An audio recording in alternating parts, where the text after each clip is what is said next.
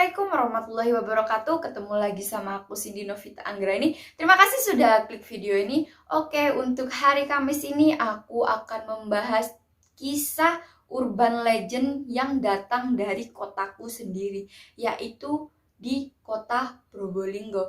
Pastinya orang Probolinggo sudah tahu tentang kisah urban legend yang satu ini. Pastinya orang Probolinggo yang lahir pada tahun 90-an pasti sudah tahu tentang kisah pembunuhan sadis yang dilakukan oleh nenek-nenek. Siapa lagi kalau bukan Mbah Sujiwo.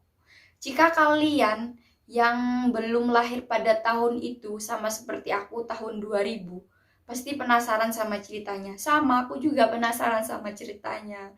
Jika kalian penasaran sama ceritanya, langsung aja ya kita masuk ke ceritanya.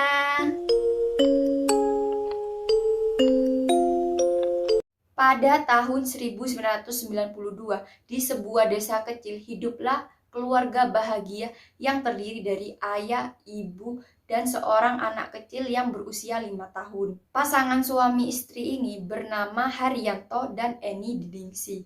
Nah, pastinya anak itu merupakan harapan bagi keluarganya. Sama seperti anak ini yang bernama Faridatul atau disebut dengan Farida. Farida merupakan bocah berusia 5 tahun. Dia adalah anak yang lucu, baik, dan suka mengaji. Menjelang maghrib, Farida selalu mengikuti pengajian di sekitar rumahnya dan pulang sekitar pukul 8 malam. Hal itu selalu dilakukannya secara rutin. Farida ini menurutku adalah anak kecil yang sangat hebat. Kalau aku seumuran Farida pasti masih main dakon, dan ketika sudah main dakonnya langsung tidur. Gak ada ada pikiran untuk kesini nggak, langsung aja. Kalau umurnya aku seperti Farida ini pasti langsung tidur kalau sudah capek main, ya kan? Kalian juga pasti seperti itu, bukan aku doang. Tapi kalau menurutku Farida ini memang anak yang paling hebat. Pada suatu malam yang tenang, penduduk desa Kandang Jatikulem bersiap-siap untuk tidur semua. Namun mendadak mereka dikejutkan dengan riuhnya suara orang-orang yang meneriaki nama Farida, bocah yang berusia 5 tahun ini. Farida, Farida, Farida.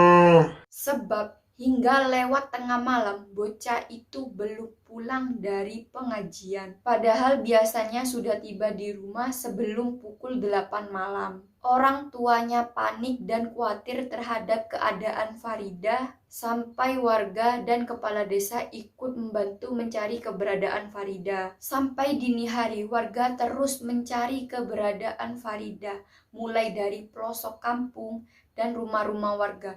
Tapi tidak juga ditemukan keberadaan Farida. Pencarian ini berlangsung selama 6 jam. Namun pencarian ini berujung tak terduga karena Farida ditemukan hanya cuman jasadnya saja di salah satu rumah warga di Kandang Jati Kulon. Lokasi penemuan jasad Farida ini berjarak sekitar 15 km dari rumah Farida. Rabu dini hari saat itu berakhir dengan jeritan tangis Haryanto dan Eni Diningsih, kedua orang tua Farida. Anak yang sedang lucu-lucunya ditemukan tewas berkeping-keping di rumah warga. Jasad bocah malang itu ditemukan secara kebetulan oleh kepala desa Kandang Jati. Saat itu Kades tengah melakukan pencarian ke salah satu rumah warga. Penemuan itu terjadi karena tidak sengaja. Kaki Kades menyenggol baskom yang ditutupi oleh tempe sih, kalau aku bilangnya tempe. Nanti aku sertakan di sini ya. Tempe.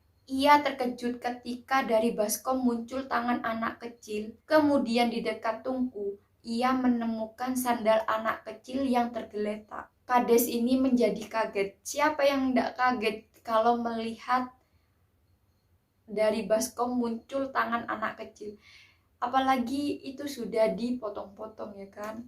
Ya kalau aku sih langsung shock gitu loh. Kades langsung menginterogasi pemilik rumah, yang mana pemilik rumah itu bernama Mbah Sujiwo atau Mbah Jiwo. Mbah Jiwo awalnya membantah dan mengelak. Baru setelah dirayu, meluncur pengakuan yang seakan merasa tidak bersalah sama sekali. Mbah Jiwo mengatakan, Memang saya yang menyembelih Farida.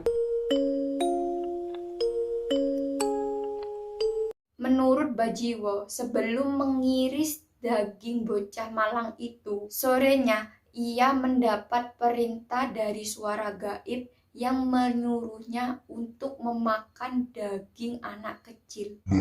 Jiwo, kamu harus memakan daging dari seorang anak kecil.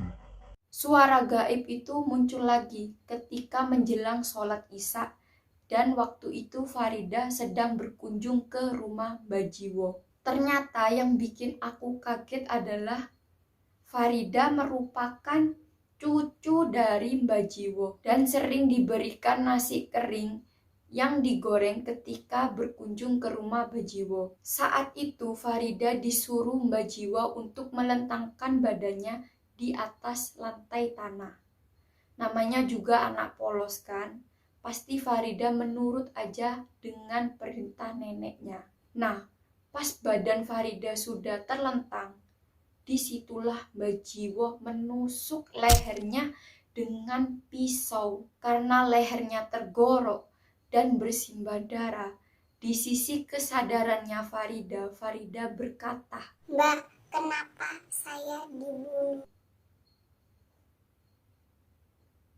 Meskipun Farida sudah merasa sakit, tapi dia masih bertanya kepada mbahnya yang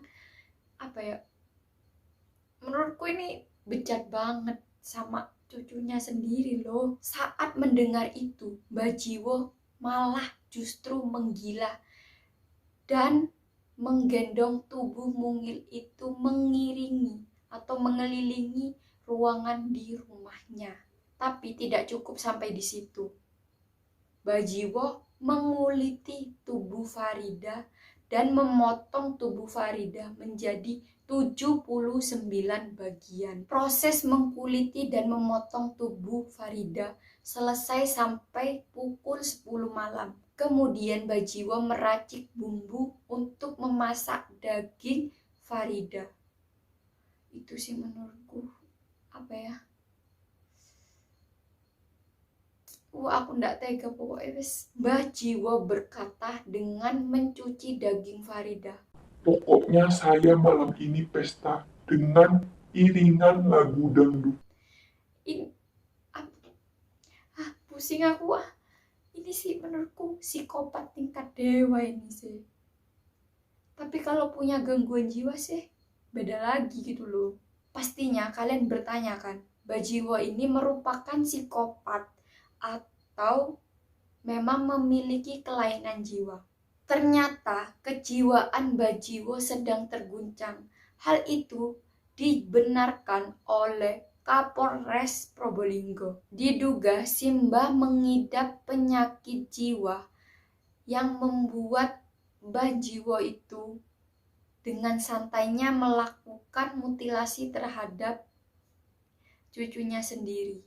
Kejiwaan Mbah Jiwo terguncang karena kematian kakaknya 20 tahun sebelum kejadian naas ini. Sejak kepergian kakaknya, sifat Mbah Jiwo berubah drastis. Misalnya sering menghadang ibu-ibu dan anak perempuannya yang lewat di depan rumahnya. Hal itu yang membuat warga menjadi risih dan mungkin geram terhadap Mbah Jiwo. Makanya Mbah Jiwo dimasukkan ke dalam bak mandi. Tapi kan ini nenek-nenek, kenapa harus dimasukkan ke bak mandi gitu loh? Meskipun Mbah Jiwo terpukul karena kehilangan kakaknya, tapi alasannya kenapa harus membunuh cucunya sendiri? Ngomong-ngomong perasaan yang terpukul, bukan berarti cuman hanya Mbah Jiwo saja yang terpukul dengan kehilangan kakaknya, tapi kedua orang tua Farida juga kehilangan anak satu-satunya. Karena apa? Farida kan masih imut-imutnya ya, atau masih lucu-lucunya. Tapi dia ditemukan tewas di tangan neneknya sendiri. Apalagi dilakukan oleh keluarga sendiri. Bahkan ayahnya Haryanto berkata, Anakku boleh mati, tapi caranya bukan begini. bahkan ayah dan ibu Farida sampai mogok makan karena mereka mengingat cincangan daging Farida yang mau dibuat gulai oleh Mbah Jiwo. Nah, dengan seiringnya waktu atau peristiwa pembunuhan balita ini yang dilakukan oleh Mbah Jiwo menjadi urban legend di tempat tersebut, di mana sering digunakan orang-orang tua untuk menakuti anak-anaknya. Jadi, kalau ada anak yang susah dibilangin atau kalau main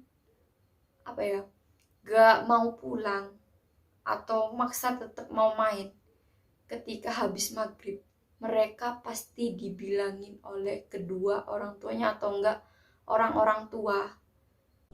Jika kalian tidak pulang, kalian mau dimakan oleh Mbah Jiwo. Pasti orang tuanya selalu menakut-nakuti anaknya dengan kalimat itu. Oke, itulah kisah urban legend yang ada di kotaku. Menurut kalian bagaimana Mbah Jiwo ini? Bisa komen di bawah ya. Jika ada salah kata, perbuatan, tolong dimaafkan ya. Jika ceritanya kurang lengkap atau bagaimana, bisa komen di bawah ya.